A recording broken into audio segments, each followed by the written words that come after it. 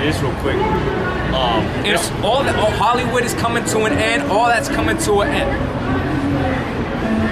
But you got yours. That's why it says, they that are first shall be last, and the last first.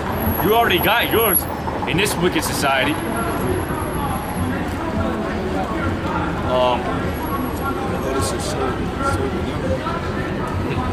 I got a point on something that you said a while ago.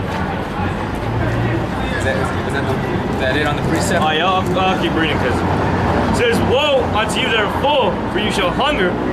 Woe unto you that laugh now, for you shall mourn and weep. So that's the future of 2/3.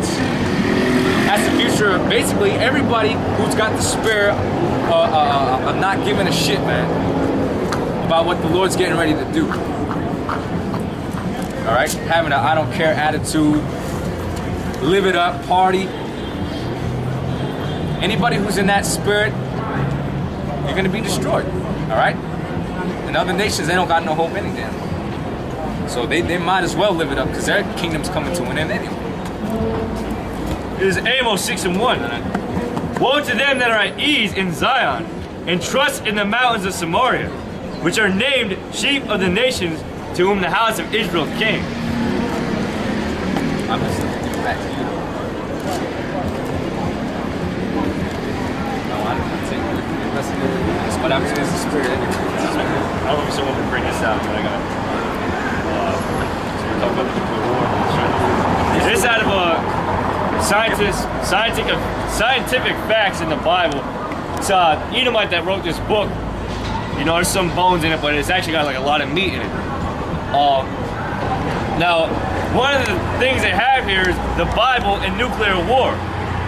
It says Ezekiel 39, written over 2,500 years ago, speaks of God's judgment upon the enemies of Israel. Verses 12 to 15 describe what will happen after what many see as the Battle of Armageddon. They have it quoted, "In 7 months shall the house of Israel be bearing of them, that they may cleanse the land, and they shall sever out men of continual employment, passing through the land to bury with the passengers those that remain upon the face of the earth, to cleanse it. At the end of 7 months shall they search. The passengers that pass through the land, when they see a man's bone, then shall he set up a sign by it to the buriers that buried it in the valley of Hammedagon." Yeah, if I can say something, let's not talk about America as being destroyed, okay? It's going to be destroyed, it's going to be completely destroyed, okay? It's going to be dissolved of all the wickedness that went on in this land. That's referring to other countries that had been basically destroyed by nuclear weaponry, you know, basically war-torn cities. Places like Israel, because Israel's got to be built back up after it's completely destroyed. So they're gonna be picking up all the rubble, getting all the rubble, okay, picked up and helping and rebuilding our land. Yeah, well, that I might say this real quick. That land need to be cleansed. The only way to cleanse it is through that fire, right? But the Most High promised us that land. And who do you think is gonna be building it back up? Like brothers are going into other nations, man, our enemies. It says before the days of nuclear warfare, this portion of the Bible would have not made sense to the reader. We are told that even the weapons left by the enemy will have to be burned, Ezekiel 39:9. So many will die that it will take those specifically employed for the purpose 7 months to bury the dead. The scriptures are very specific about the method of burial. When even a bone is found by surgeons, a special marker is to be placed in the bone until the berries that burn it. This would seem to be a clever reference to a radioactive contamination after nuclear war. This thought is confirmed in Joel 2:30, which speaks of pillars of smoke. And then another says, the book of Peter and nuclear weapons. It says the Bible suggests the effects of nuclear weaponry. This is certainly not something that could have been explained in 67 AD. That's why in Isaiah 9:5 it says, every battle of the warriors with confused noise, but this shall be with garments or with burning a fuel of fire. Because nuclear weaponry was never as, like it is now. You know what I mean? There was never war use of nuclear weapons. And they had basically It says this is certainly not something that could have been explained in 67 AD. Using known scientific principles. Which also proves that the Old Testament has not or ever been done away with. Because there's still prophecies within these books. Okay? The books of the prophets, there's prophecies within these books that have yet to be fulfilled. Alright? So, Y'all need to stop separating the Old Testament and the New Testament when it's all one book. All right? But hey, whoever's gonna get it is gonna get it. And then it says, when Peter wrote the following verse, and he quotes 2 Peter 3:10, "But the day of the Lord will come as a thief in the night, in which the heavens will pass away with a great noise, and the elements shall melt with fervent heat. Both the earth and the works that are in it will be burned up." I got it. Oh, I got it. This is Isaiah 54 and 16. "Behold, I have created the smith that bloweth the coals in the fire, and that bringeth forth an instrument for his work." Those Smith are the modern day scientists that can split the atom. Khazarian Zionist fag, Albert Einstein, he basically created the schematics for the nuclear weapon, or the atom bomb, okay? "And that bringeth forth an instrument for his work. And I have created the waster to destroy." The waster to destroy, what is that? The nuclear missiles, okay? It's nothing else. What is it talking about? The fucking 380? Is he talking about the 380s a bot? "No weapon that is formed against thee shall prosper, and every tongue that shall rise against thee in judgment thou shalt condemn. This is the heritage of the servants of the Lord, and the righteousness of me, saith the Lord."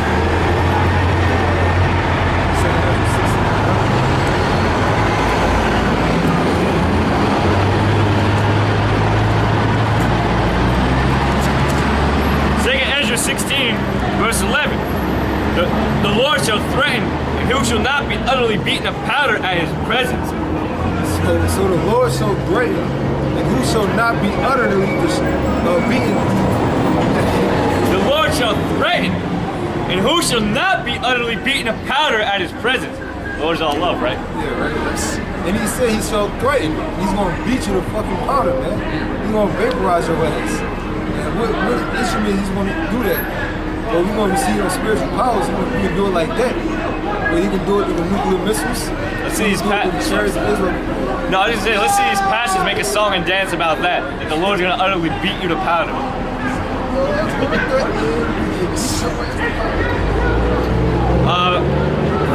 I'll just keep reading. It says, "The earth quaketh and the foundations thereof. The sea ariseth up with waves from the deep, and the waves of it are troubled, and the fishes thereof also before the Lord, and before the glory of his power. For strong is his right hand that bendeth the bow. His arrows that he shooteth are sharp, and shall not..." The bow is the silos, okay? And the arrow is the nuclear missile. And in fact, Israel, they actually have a missile called missile. I mean, it's like they actually have a missile called the arrow. And in the words in Hebrew, this will prove that the arrows are the missiles that's in the Bible. "His arrows are sharp, and shall not miss when they begin to be shot into the ends of the world." Arrows are sharp, and they will make it to destroy you, okay? Oh, and if I can say this, it clearly can't be talking about, the sun. It can't be talking about a normal, damn arrow. It can't be talking about a normal arrow because it says be shot at the end of the world, or the end of the earth, it says. Into the ends of the world, it says. No arrow, no man can shoot an arrow, okay, a normal arrow from one end of the world to the other end of the world, right? Those arrows that's going to be shot, those are nations that have nuclear capabilities, okay? It's going to shoot those ICBM missiles, okay? Which means intercontinental ballistic missiles, okay? And where the Lord wants those missiles to hit, that's where they're going to hit. It says, "And shall not miss when they begin to be shot into the ends of the world." So ain't no missile on land on the water, okay? They're going to hit its target, which is America, or any other country that the Most High wants to destroy. Yeah, then your technology is going to intercept them, all right? And try to make their, nuclear defense shields. Yeah, kind.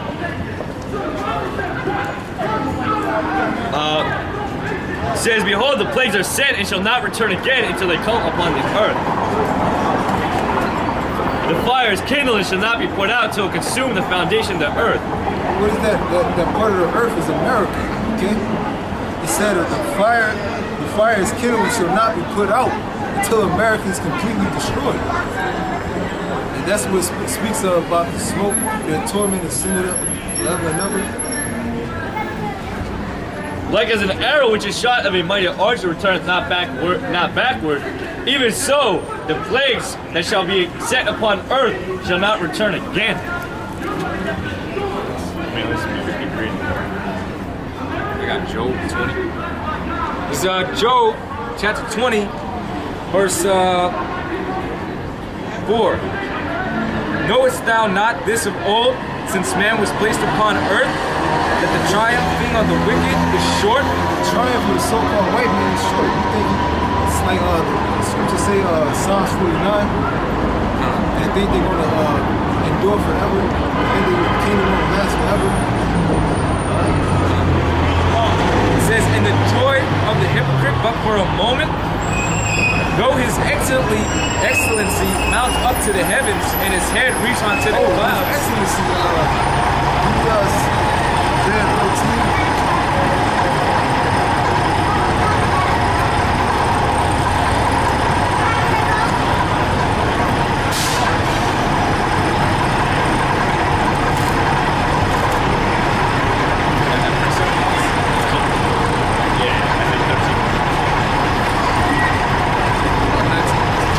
This is Isaiah 13 and 19. In Babylon, the glory of kingdoms and beauties of the Chaldees' excellency shall be as when. It's Job 20 and 6. Though his excellency mount up to the heavens, and his head reach onto the clouds. In Isaiah 13, it says the beauty of the Chaldees. Excellency, okay, which is America. Isaiah 13 and 19. In Babylon, the glory of kingdoms, the beauty of the Chaldees' excellency, shall be as when God overthrew Sodom and Gomorrah. How did God overthrew or destroy Sodom and Gomorrah by way of fire, okay?